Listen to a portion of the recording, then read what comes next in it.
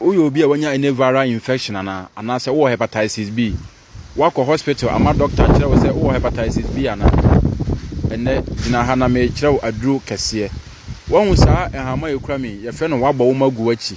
ana say wafa wo ma abɔɔbɔ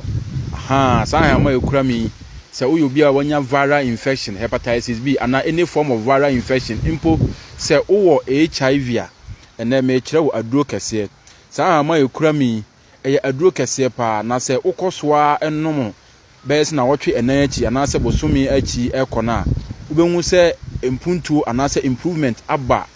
wapomuden ni mu pa ma ekura mi de obe ni se obepe bebre obepe bebre na ansa na no mesem se mun share video no na moma afoforo so ente asemdei mun share video no mun like na mun repost to ma afoforo na se wonti bibia so akọ comment section ho na ekotwogu comment na se na nature is life ye beboa ama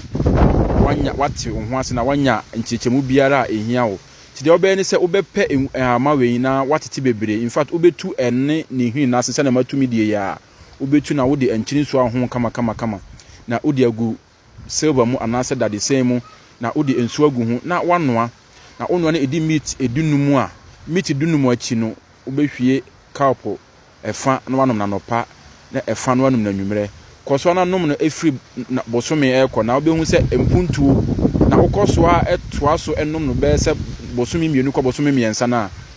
me no wo to nchia se obekọ hospital no akwakoye hwehwemu bio no doctor beka kire wo se emo ni nyina afri wo widiem eyi kire se ampa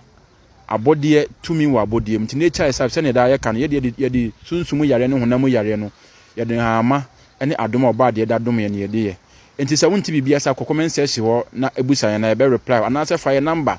na se unhia asembisa bia mu nchiechiremu a fire number na frɛ yen